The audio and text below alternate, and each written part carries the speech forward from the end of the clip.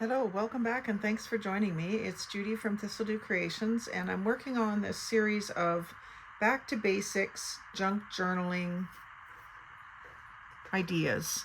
And I just did the one where I tore apart a tissue box and got a bunch of whale tail tabs and hearts and a bunch of other shapes that I wasn't even expecting. And so I thought I would show you what I do. I'm always rifling through my dad's recycling because he goes to Tim's every day pretty well.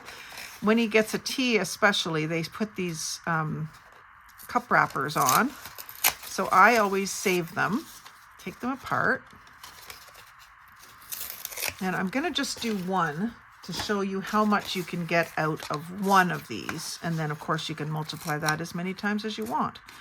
So one of the things that I've done with them, and I'll count this separately, is I find the section that is the longest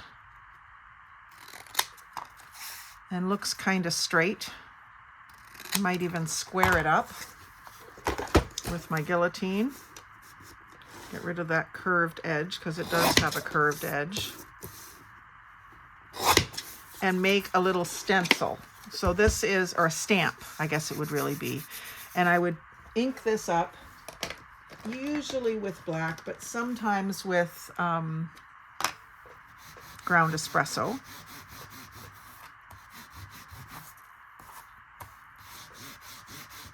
And I'll use that as a stamp on the back of a tag. And it makes like lines that you can use as writing space. So that works well for this. This is a bit of a finer, I guess you'd say a finer whale. That's a term more for corduroy, but it's the grooves are close together and small. But I also have the larger cardboard that you can do that with if you need larger lines. So you can create your own little stamp for the backs of tags, journaling cards. Then if you have an empty one, you can start from scratch there. Quite often there is a little bit of stamping, some numbers or dates on them. I don't know why they do that. The back side I've not really used. The flat side, I always use this side.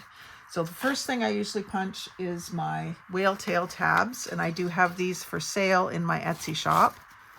So I'll go to wherever I can get my first one here. That's not going to give me a perfect one, so I'm going to cut this end off.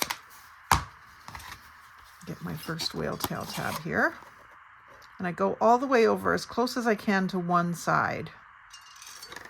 And I line up my little nibs here on the whale tail tab with one of the ribs.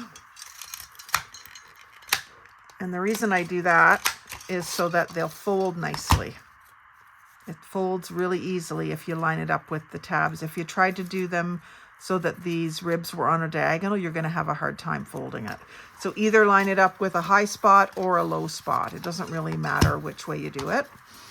And then I do cut them so that the next one is easier to do. And I usually do this in front of the television. I'm going to do one where I'm lining up with the low spot, just to show you the difference. So that bends really, really easy when it's on a low spot. A little bit off center when it's on a high spot. You kind of have to force it to line up perfectly. So that's two. I never really kept track of how many I get. I just kind of do a bunch at a time. I save them up until I have, you know, maybe 5 or 6 of them, and then I just punch during commercial breaks or even when the show's on. A lot of the stuff I watch is stuff I've watched over and over again, so I can kind of half pay attention. Like I'm on Outlander season 3 for like the 6th time. So there's 4 whale tail tabs. 3 of them don't have any stamping, and then this one has the numbers. That doesn't bother us too much in junk journaling if it has something like that on it. But when I sell them in my Etsy shop, I'll have plain ones and stamped ones separately. I'll price those a little less. in case someone's looking for something a little more perfect. And then I found that a nice thing to cut is also the little hearts. And I do those all different ways. I'll do them with the corrugations running vertical, like that. And I'll do them with the corrugations running sideways, like that.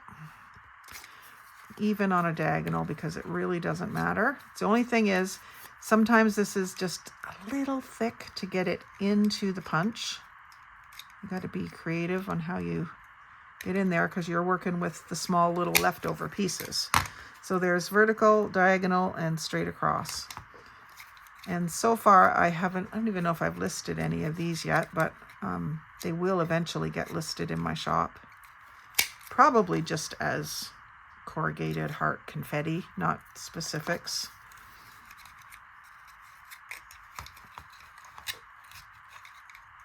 I just think it's awesome to take something that was in the recycling bin and make something quite usable out of it. That's the whole idea of junk journaling. Now that has jammed up my punch.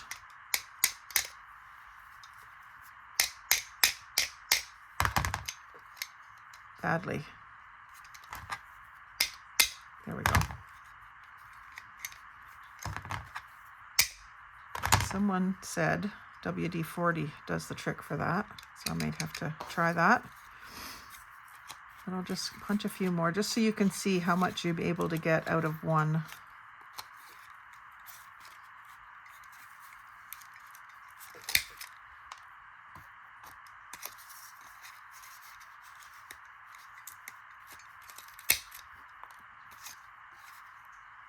Your best bet is to not worry about whether it's horizontal or whatever, because then you can just, wherever you can get it on there, you can punch.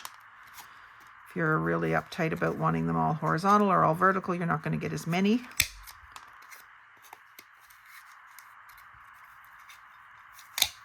I often find that with more and more things in life is that if you just go with the flow, it just goes better.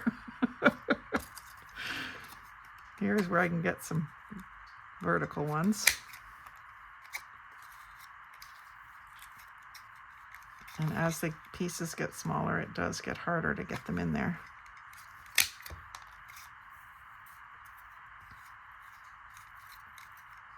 That one's going to have a couple of little numbers in it.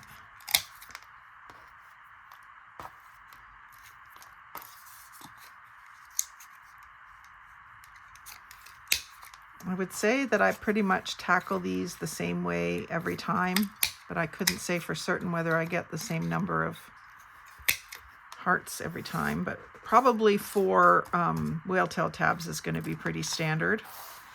And then that's all that's left. You know, if you were doing really small little projects, you could maybe use these in clusters, these little snippets of corrugation. I probably wouldn't bother to save them, but you could. If you really want to use up every little piece, you probably could. So a little bit of scrap, a little bit of crafty goodness, and then you can use it also to make yourself a stamp for lines. So have fun with that. Like, comment, share, and subscribe. Most of all, have a great day and happy crafting.